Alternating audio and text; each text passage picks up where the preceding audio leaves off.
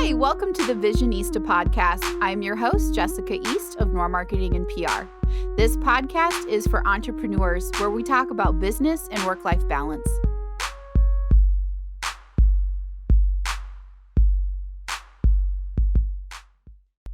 Hi, everybody. Welcome to the Visionista podcast. I'm your host, Jessica East, and I am with one of my personal attorneys and super fancy lady, Gaby Neal. Hi. She is in her law firm, sequestered with very, very fancy technology today, you can see. Gaby, would you like to tell everybody kind of briefly your focus, what you do and where you are? Sure thing. So I have been practicing now for about 6 years.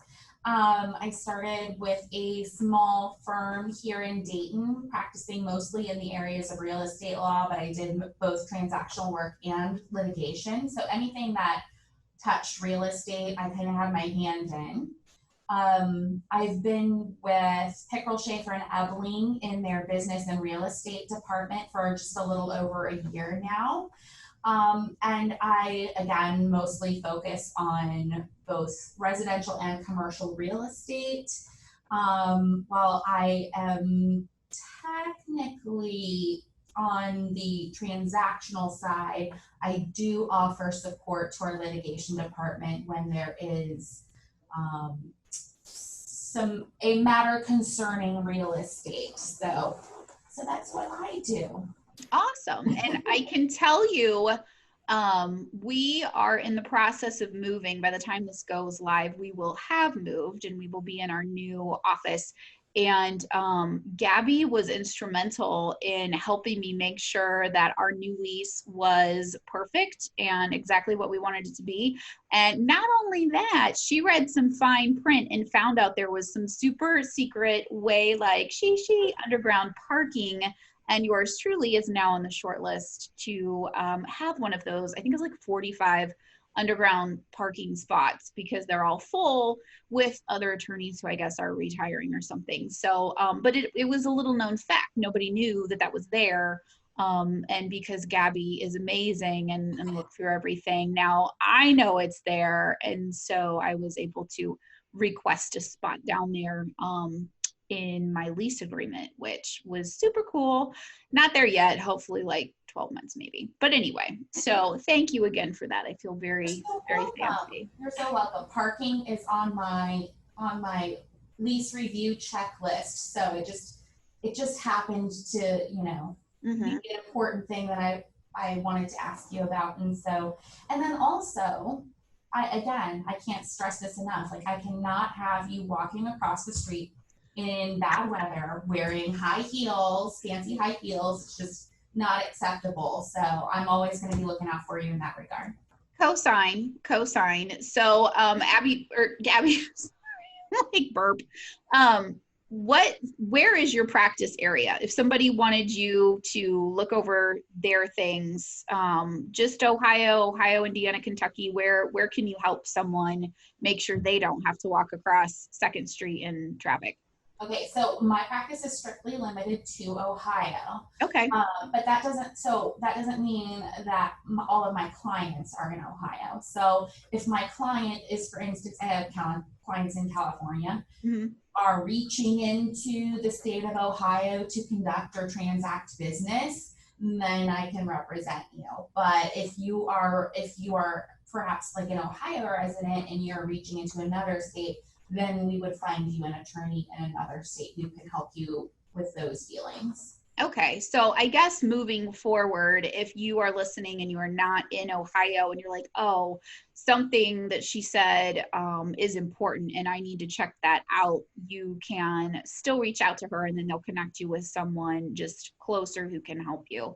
So jumping right in, I know one of the things you said you had wanted to cover today was kind of breach of contract law, specifically related to the pandemic and the closures and the disruption of most small businesses. A lot of people have faced major disruptions, whether it's a complete closure or maybe they were able to, I hate the word pivot, but it's applicable, you know, kind of rearrange.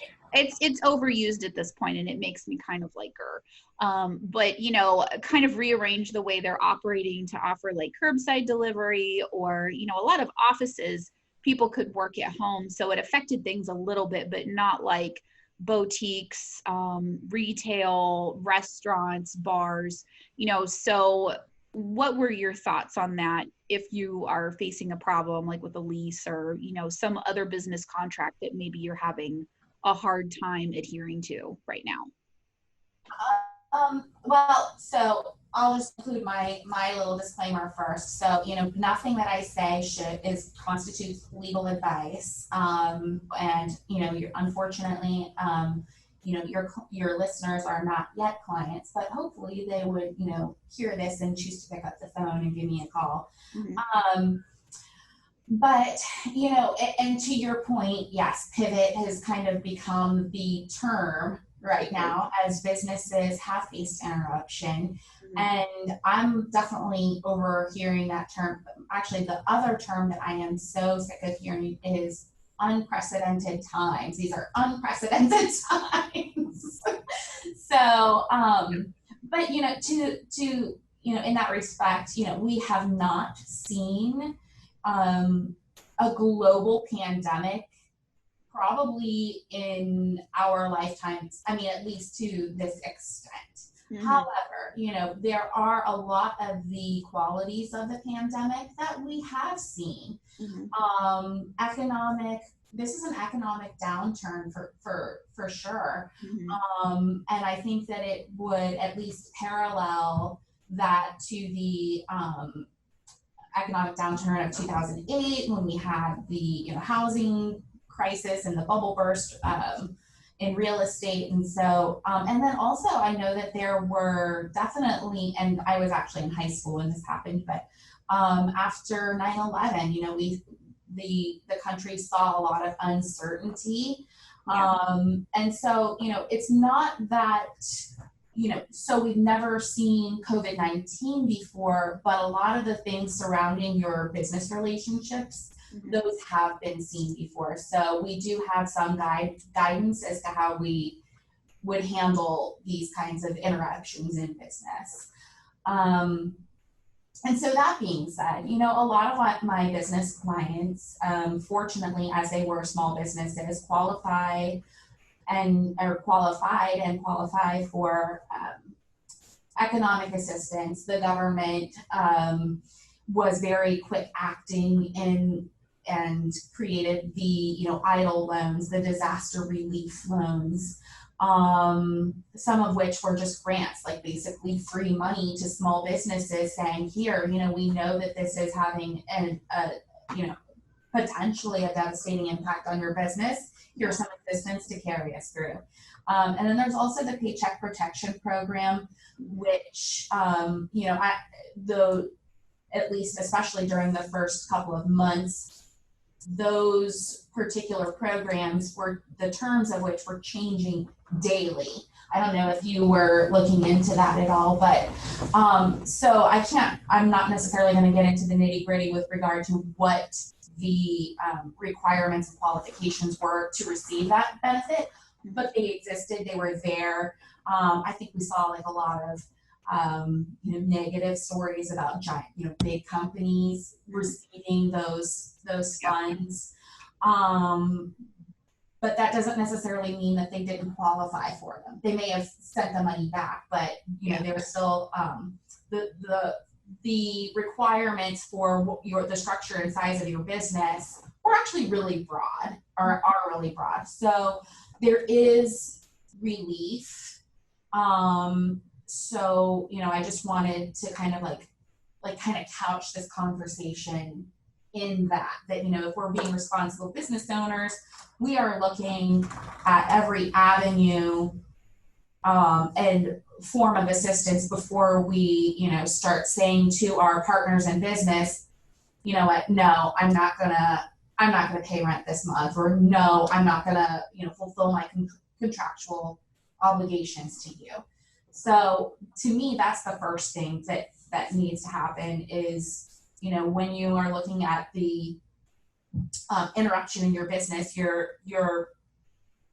being planful. It's not just reacting, and it's exhausting all of your other remedies and things that are available to you before you start, you know, incurring liability, if that makes sense. Mm-hmm. Well, that's kind of a good rule of thumb anyway. You know, no offense to what you guys do. You should be kind of the last call if there is a problem, you know, trying to resolve things without going straight to litigation. You should be the first call to make sure your contract is amazing. And then the last call if, you know, you should try some other things on your own before going straight, you know, to litigation with someone.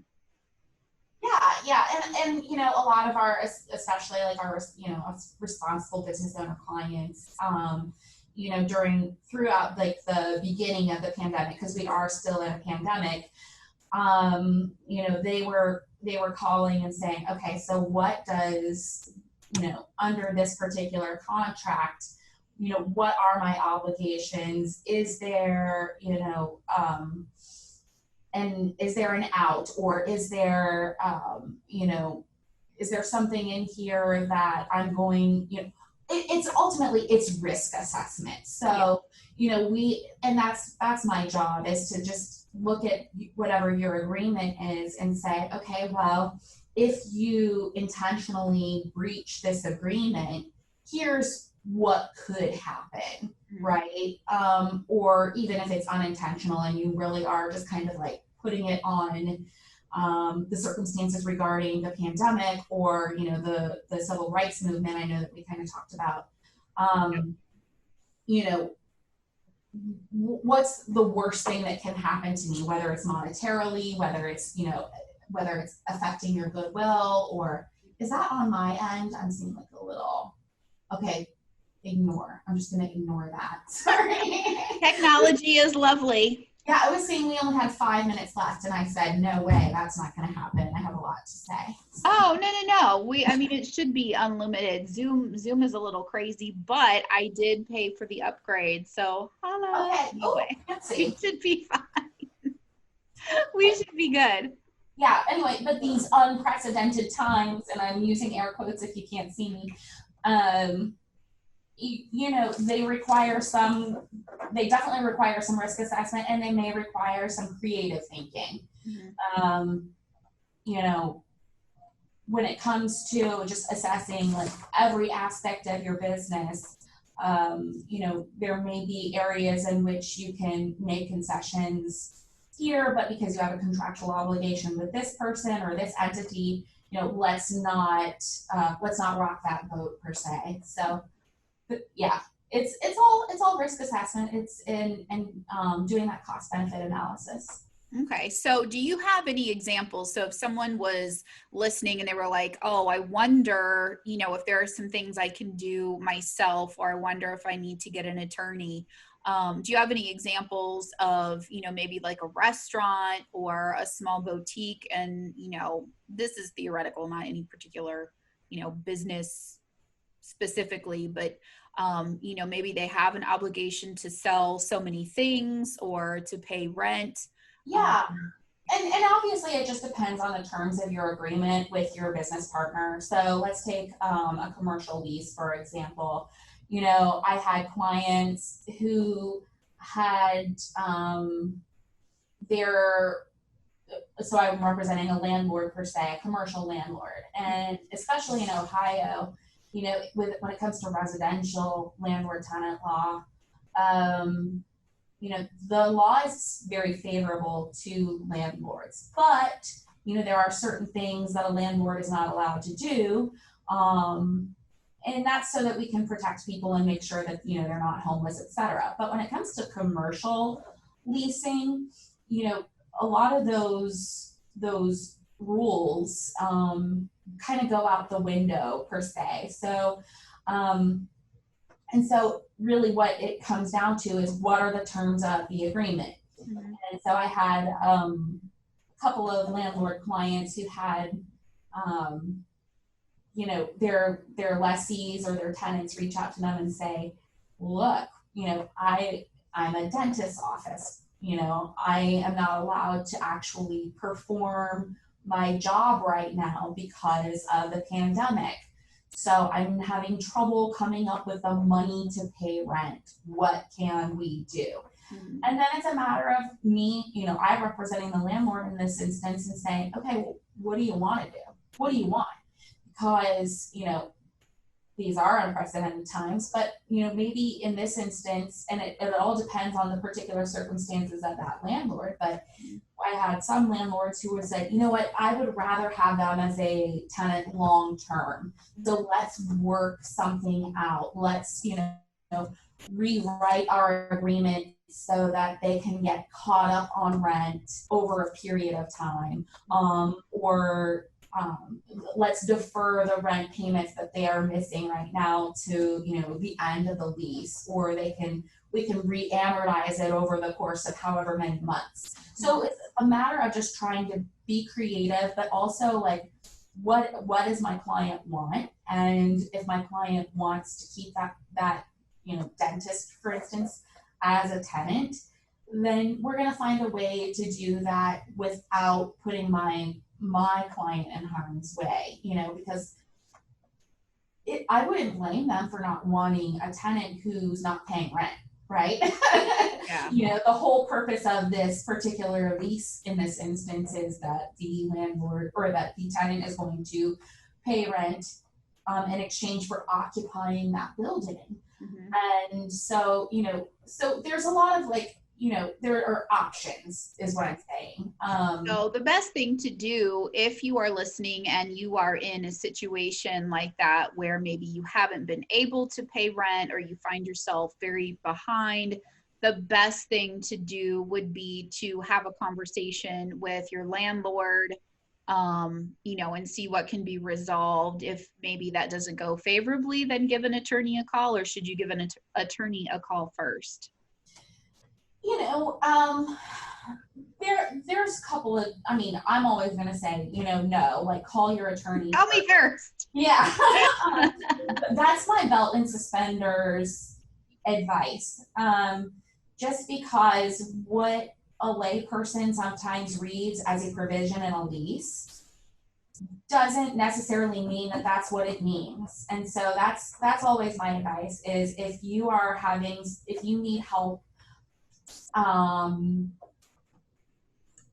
guess, I'm sorry, it's telling me we're out of time again. If you need help interpreting the language of a legal document, get a lawyer to do that for you. And ultimately, it may just be like, hey, read this, tell me what it says. And then once the client has that information, they may want to pursue those conversations on their own, and that's fine. You don't necessarily have to pay an attorney to renegotiate everything for you.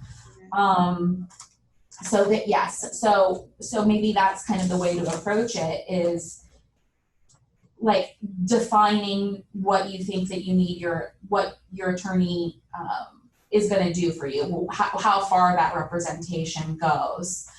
But, and this is maybe just coming from, having been doing this for a period of time, but I often have clients who will come in and they will tell me what they need. But probably 9 times out of 10, there's something that they haven't thought of that I am able to inform them of because of my training and because of my experience. So it's not. Well, and that's the perk to having a professional like yourself, is everything to look out for. In the case of my lease personally, I went to you because there was one specific provision that I was like, wait a minute, this seems kind of odd. It was about fire suppression or something. And I was like, okay, wait, is this talking about a, what's the little red thing? What am I trying to say? Oh, a fire extinguisher. An extinguisher, thank you. I'm losing my big kid words. Is this talking about a fire extinguisher, which would be a pretty nominal fee if I had to supply that for my office? Or is this talking about an industrial sprinkler system, which Right. is in case like redonkulously expensive? And so I went to you with that one particular question that I wasn't sure about. You reviewed the whole thing, and then all of a sudden there's underground parking and there's this and there's that. And I'm like, okay. So, having like a clear ask is always a good thing, whether you're speaking to your attorney or you're speaking to someone else saying, I'm bringing you this thing and this is what I would really like to get out of it. That's always a good idea to have. But when you're working with a professional, they can answer that specific question, plus give you more than what you asked for, which is something that you would not be able to do yourself, because you've heard the old saying, you don't know what you don't know. Right. In business, you can leave your whole ass out when you're trying to do too much yourself and you're not contacting the right professionals to help you. So I also think it should be noted not to be afraid of having those conversations. I know people personally who they have big questions that they need to ask, financial questions, legal questions, insurance related questions, and they work themselves up so much in their head. They're like, oh my gosh, this is going to be bad. I don't even want to know. And so they don't ask the questions. And sometimes, news is not what you want, but many times it's really not that bad. Like, I think we work things up in our head and make the scenario completely a million times worse than what it actually is. So I would encourage anyone, if you're kind of waffling or like, maybe that applies to me, maybe it's not that bad. Give somebody a call and let them review your documents, tell them the situation. Maybe it's not really as bad as what you're thinking it is. Yeah. And I mean, to that point, Jessica, I think like we live in a very much like DIY culture. I don't know if that's like HGTV or what has, the interwebs. Everything you yes. need is at the touch of your fingers. Yes, having YouTube available to, show me how to like install my light fixture is fantastic, but I don't think it's any substitution for having like a qualified electrician come in and make sure that my ceiling fan is fully operable. And I'm using that as an example because I did learn it the hard way. The ceiling fan? Yeah, well, and I mean, my husband is a handy fella, but electric is not necessarily his thing, and that's okay. My husband is handy with electric, but he doesn't touch plumbing. So, we do a bit of that at our house too. So yeah, and that's okay. So like there's nothing against, DIY culture. That's not at all what I'm saying. But I do think that there is some benefit to saying like, okay, like I feel like people will not call lawyers to help them with these situations on the forefront because it's expensive. But having somebody assist you on the forefront is a lot less expensive than ending up in litigation, which is way more expensive than having somebody, take an hour or two to review your agreement and advise you accordingly, or, make revisions accordingly. So just keep that in mind. Like it may seem like expensive on the forefront, but it is not. It could potentially compared to what it could be if everything goes badly, you're getting a deal. So no, I agree with that. Okay, so we've talked about breach of contracts with the pandemic. Is there anything else like kind of timely that you would advise someone to consider?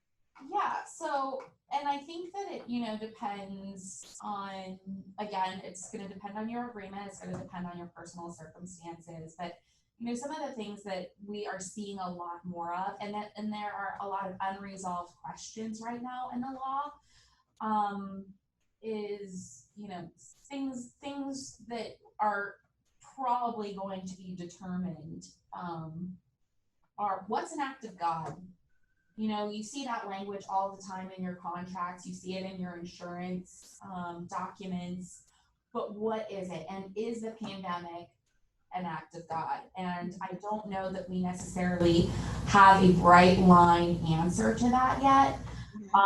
There are definitely arguments that, this, an act of God is an occurrence that is beyond the control of the parties.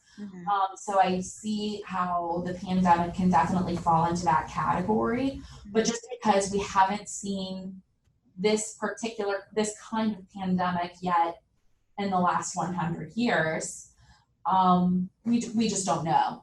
So that's going to be something that's determined here.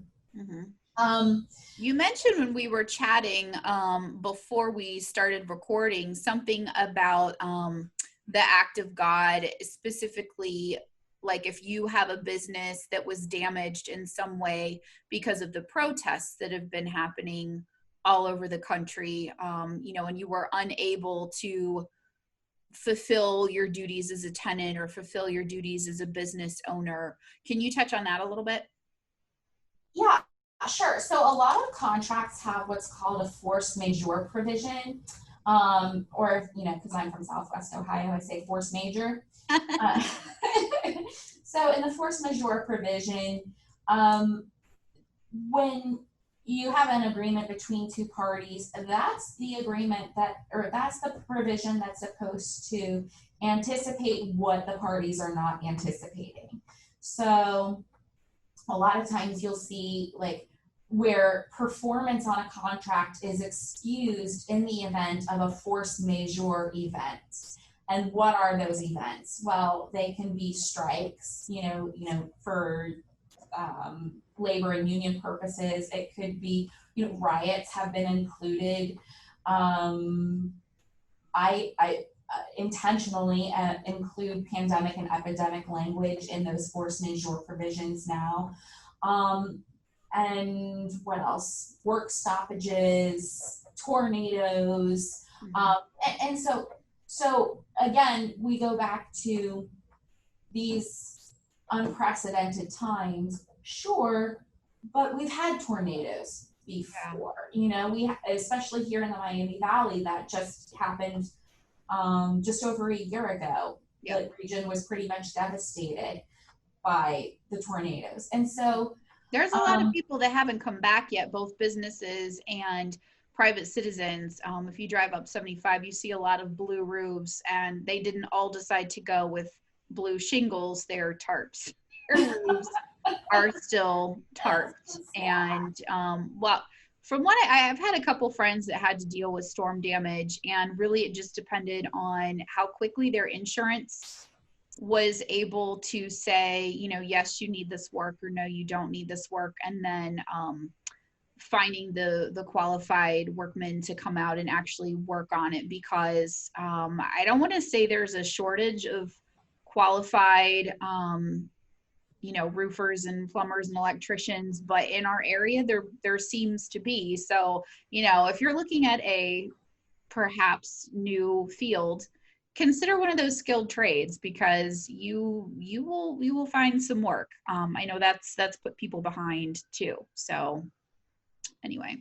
Yeah, and I think that obviously that makes a lot of sense. And by your saying that, you just triggered something for me, that now is probably a good time for any business owner or homeowner or whomever to reevaluate, to look at your insurance policies. I'm not an insurance agent. Insurance is just kind of like one of those worlds that's like, woo, way over my head. I know it's a necessary thing.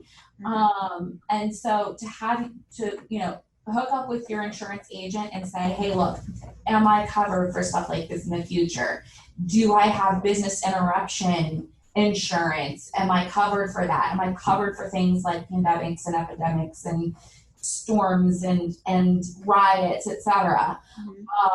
So I cannot, and I've had a lot of really beneficial conversations with insurance agents here in Dayton recently, so that I feel a lot more educated about it. But it is absolutely, like, my understanding of it is no substitute for having that conversation with your agent. Yeah, and I can definitely co-sign on that one. Our lease was reviewed not only by Gabby and her team, but also by our insurance folks, because I wanted to make sure that everything written that I was getting ready to sign had our best interests in it. I mean, and obviously our new landlord as well, but I wanted to make sure that we knew everything that was expected of us and that we were covered, because different people expect different things. There isn't really like the same across the board. My lease where I had my first office versus my lease where the new office is actually is a little bit different. The way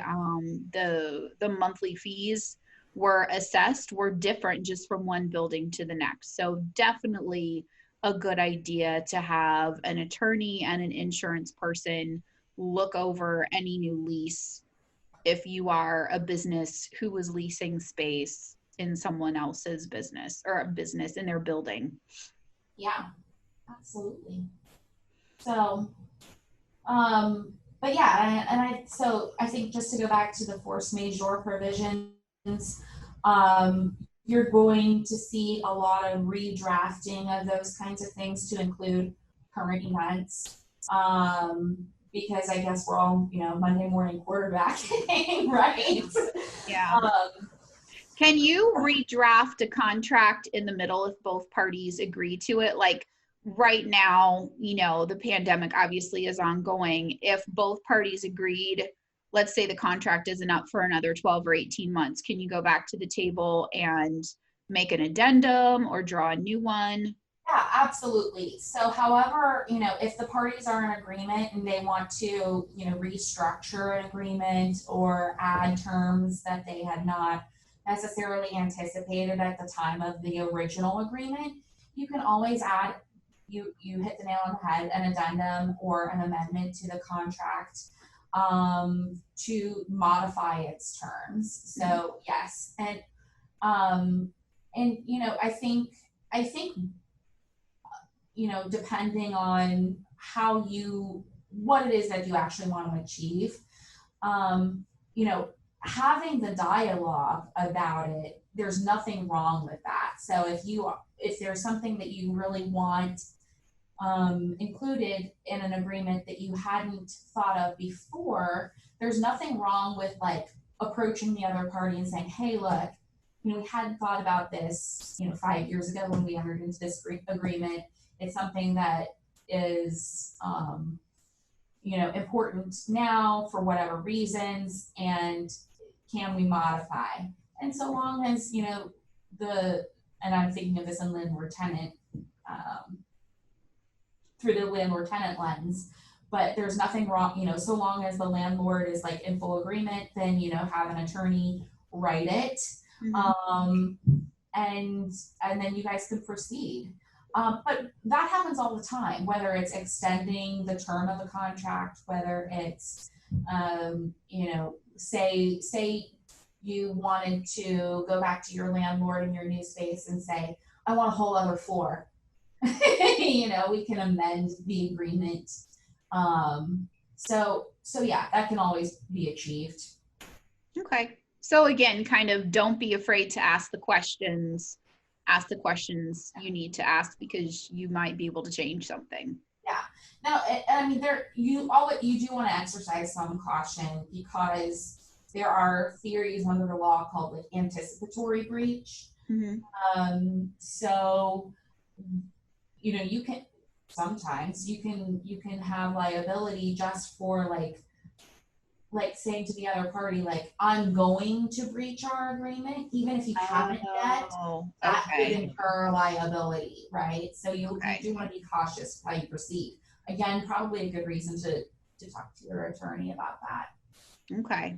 And we're talking in very general terms, I know, but, these concepts are applicable not just to landlord-tenant law, but to construction contracts and development contracts and consulting agreements too. So okay, all right, great. So is there anything else you think is pertinent for a business owner to know right now in general? Um, you know, I guess if we're talking about, um, you know, the future of your business, just ensuring that, you know, you have, that you're planning. I think that's the biggest thing, is being planful, and, you know, coming up with, well, succession planning is huge. Oh yeah. So what happens if, and I don't want to, so because you're here, Jessica, what would happen if for some reason we, you know, you caught COVID-19 and were unable to like do your job for the next however long, you know? So those kinds of things, like making sure that you have that safety net available to you, um, in case, you know, something happens. And that is a really good point. I was actually talking to Mike Sadner, who is another legal eagle over there at PSE, and he had mentioned something about that. And my business is fairly small. We've got 15 people on the team. It's been around since 2008. So I frequently don't think of us as large. We're very small as in terms of like other businesses. And you know, when I started it myself, so it was just me and my laptop for a couple of years. And I still am kind of in that mindset of, you know, it's not a big deal, it's small, whatever.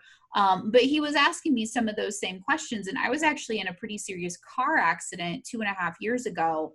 And thankfully, the team was already in place at that point. But I could not get out of bed for about 2 months. It was pretty bad. So thankfully, smartphones are amazing, and I could keep the business running pretty much, you know, just with the team and trying to facilitate information back and forth, approvals and edits and things like that. But you know, if something worse would have happened and she would have hit me a little bit different than what she did, and I wasn't here, you know, our clients depend on us to keep their brand going and to keep their messaging going. You know, we manage social channels for quite a few people. We manage websites for quite a few people. You know, it's part of our working process because I understand, you know, my body will not go on forever and RTAs are dangerous. Like, honestly, I think that's how I'm going to go. But anyway, that's a story for a different day since they're not liable for their driving. But, you know, I want to make sure that our clients are able to access their brand, their messaging, their information at any point in time. So that's part of our standard process, is to give them login information, give them working files so that they can get what they need kind of out and around us. Most of them don't. They, you know, obviously keep coming back to have us help them with their messaging and their brand. But if something terrible happened, they would be able to take all of that intellectual property and continue on. But it did get me thinking, you know, if I wasn't here, who would coordinate everything? Who would build the business? Because at this point, the business actually has value to it. I was speaking with someone and we kind of did just a general evaluation of the business. And I was like, holy shit. Like, you know, my goal had always been to build something that means something.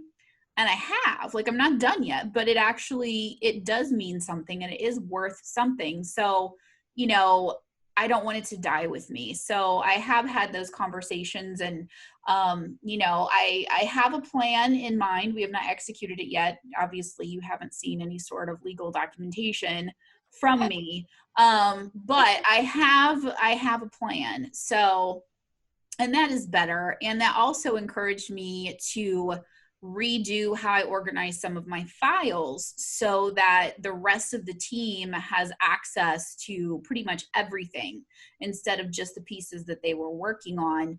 I have trust issues, but I think that helps us too, because, well, just today I got too busy for something. So I had to send one of the designers a note and I was like, hey, I need you to pick up, where I left off with this and run with it. Here's where everything is located. Let me know if you need anything. And she was like, okay, cool. And that was the end of it. I wasn't trying to send crazy files or whatever. So having a plan in place, not only for like working, how you're working now, but also what happens if I'm not here, is very applicable. Not just to think about in the midst of a global pandemic, but we don't last forever. I don't know what the average life expectancy is for someone in the US. I think for women it's like 80 something, and for guys it's like 6 years less than women. So, you have to think about those things if you're a business owner. Absolutely. And I mean, that's practical advice that I actually learned long before law school. I was a co-manager at the Express at the Fairfield Commons Mall. Yeah, I know. When I was an undergrad at Wright State University, and my district manager was, she was awesome, but she was really tough on us. And so a lot of her coaching has just kind of like been ingrained in my brain and won't leave. But her whole thing was, what if you get hit by a beer truck tomorrow? And I have no idea why it was a beer truck. I guess maybe because I was a college student and she thought I could relate. That was like the most likely scenario. I had an old manager that used to say the turnip truck, and she, I don't believe, has any background in farming, so I don't know. So yeah, but those are things to think about. And then if that happens, have you met with your attorney to come up with some disaster planning and some succession planning, so that your legacy can continue. So definitely. What would happen if you were no longer in the picture, either by death or, you were in a permanent vegetative state or something, and you didn't have something like that in place for your business? Like, would it have like a natural progression? It would move to your second in command? Would it go to a family member? Yeah. So would there be a huge legal fight over it? How would something like that go? So that's the thing, is that there's no like one answer for that. A lot of it's going to be determined by your organizational documents. However, there's a lot of small businesses out there who got their organizational documents put together by like using a website. So it wasn't necessarily tailored to their particular needs. They didn't necessarily have like that second in command identified. So, that it's a question there, and there's really not an answer to. So that's why, or at least there's not a set answer to. So that's why it's important to be planful, when and I think now is as good a time as any, because we've seen how outside circumstances can impact your business. We've seen how, failing to necessarily like take those precautions and can negatively impact your business. But we've also seen clients who are thriving right now.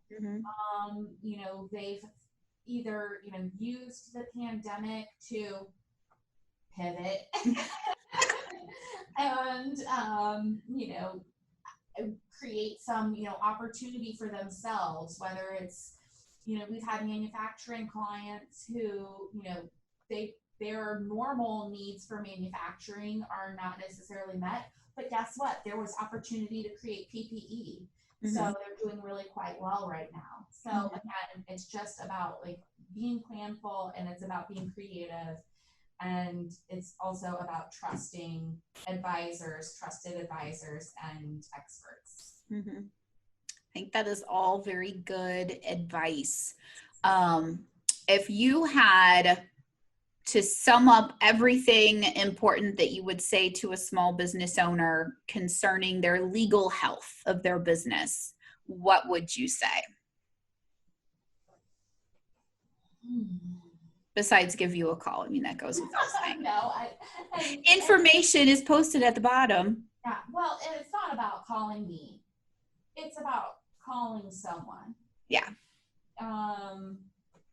You know, it's about kind of going beyond yourself and having that third party evaluate your business, whether, like I said, it's your insurance agent, your accountant, your attorney, or, you know, and so it's about relying on other people, because like you, for instance, like I don't know how to do marketing. I have no idea. I'm gonna call you when I need that, right? And so I hope so. yeah, so that's how it is. Like, so we want you guys to focus on what you're really good at. And so whether it's like, if I'm representing a doctor, like I want that doctor to focus on treating patients and getting people healthy and healing people, not, you know, working out this lease issue, right? Yeah. So that's what I think is, I mean, that's the most important thing, is looking at beyond yourself and looking to your experts for help. I co-sign that. Again, co-sign. All righty. Well, Gabby, thank you so much for taking time out of your day to chat legal stuff with me. I hope you guys have gotten a little something useful out of our chat today anyway.